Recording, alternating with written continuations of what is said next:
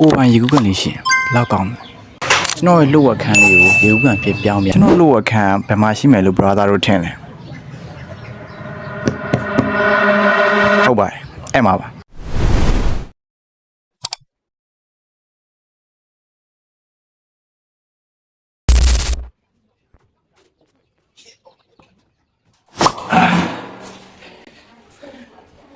ခင်ဗျာမရှင်းလာကြတော့ဒီလိုနေထားကြီးဖြစ်နေပြန်ပြီးတန့်ရှင်းလို့မရအဲ့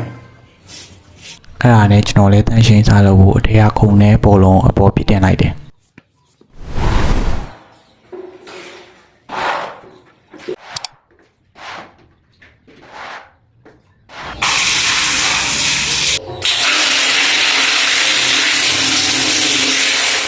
အပွားနဲ့ရေတပုံလောင်းချပြီးတော့ကျွန်တော်အထဲထဲမှာအကျန်း brand နဲ့ light ပို့လိုက်တယ်အထဲထဲမှာမဝင်တာကြတော့ရှာနဲ့ဖုံနေရတက်နေရဆို brand နဲ့အကျန်းအရင် light ပို့မှရမှာလေ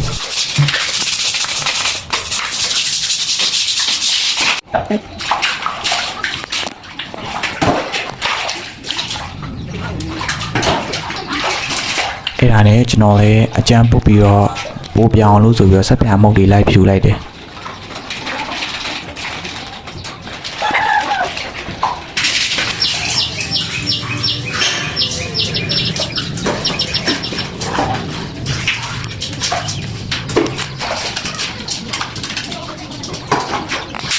ပေါ်ပေါင်းဆေးပြီးဆိုတော့အောက်ကအကန်ကိုတခြားလိုက်ပို့တယ်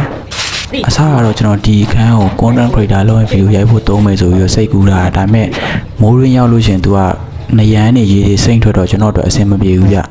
ရေမဝင်အောင်လုပ်လို့ရတဲ့နေရှင်နဲ့ကျွန်တော်ကောမှာဝင်ရေးပေးခဲ့ကြပါဦး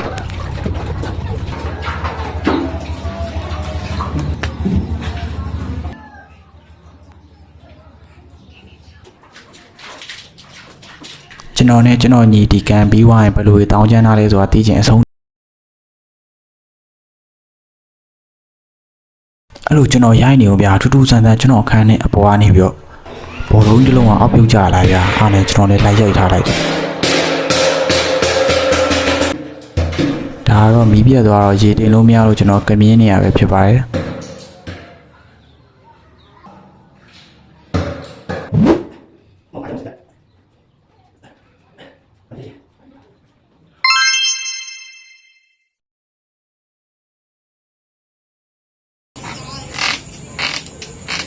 အလိုနဲ့ကျွန်တော်လည်းစောင့်လိုက်တာည8 နာရီကျော်မှမီးလာဗျာ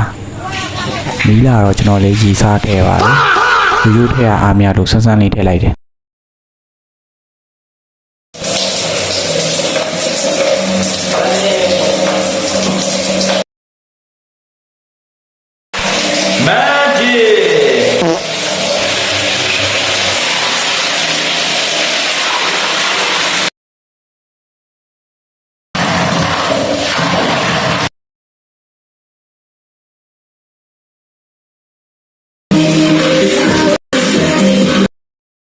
အားနဲ့ကျွန်တော်လည်းပဲပြေးသေးတော့ပေါက်ကြီးဖွင့်ပြီးကနေပါတယ်ပေါက်တန်တော့ပါတီရှင်ဖွင့်လည်းတော့ပြလို့မရဘူးဗျချူချူက copyright ညှိမှာဆိုလို့ဟိုနဲ့ရေကဘောလုံးတစ်လုံးမြုပ်စားလောက်တော့ရောက်လာပြီပြေးနဲ့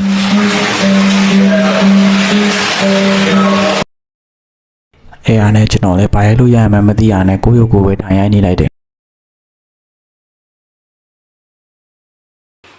ကဲရေကလည်းဆော့လို့ရတဲ့အနေထားကိုရောက်နေဆိုတော့ကျွန်တော်ကန်တွေကိုမြောက်တစ်ကောင်ရောက်နေပါပြီ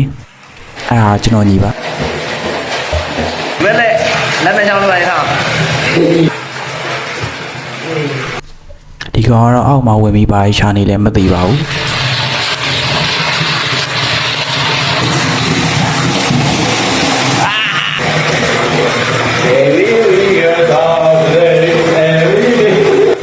အဲ့လိုနဲ့နှစ်ကောင်လုံးစောက်ပေါ်လုံးနေပါတယ်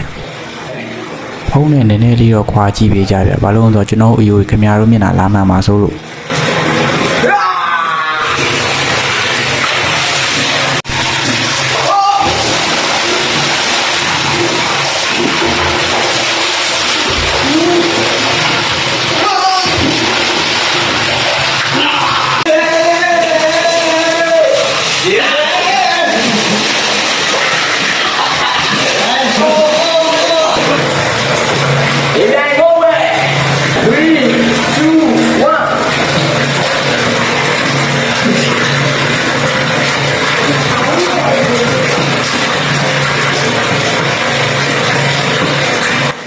ကျွန်တော်ကတော့အကောင်းမှလို့ဗျာအောက်မှာတဲဆန်သက်အောင်မီနေနေဒီကောင်ကဘဝကနေစောက်ကျင်ရုပ်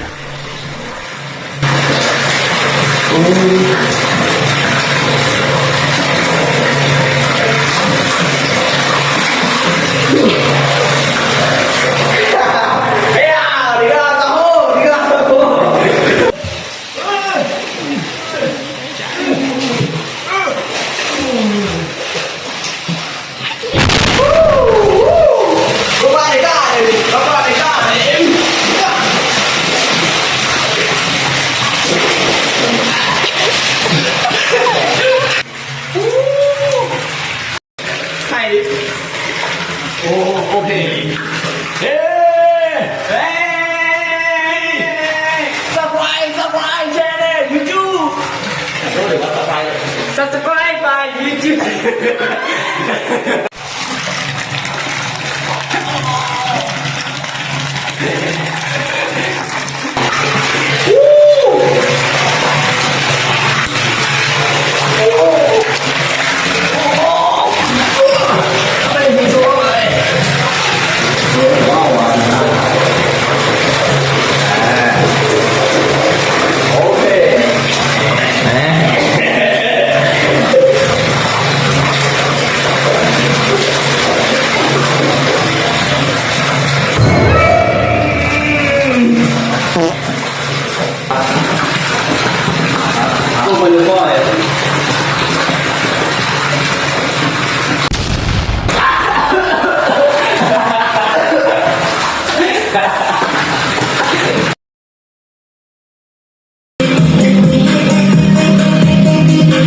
မရတော့ကျွန်တော်တို့မူးတော်တော်ဝင်နေအမကျွန်တော်တို့ပြင်နေပါတော့လို့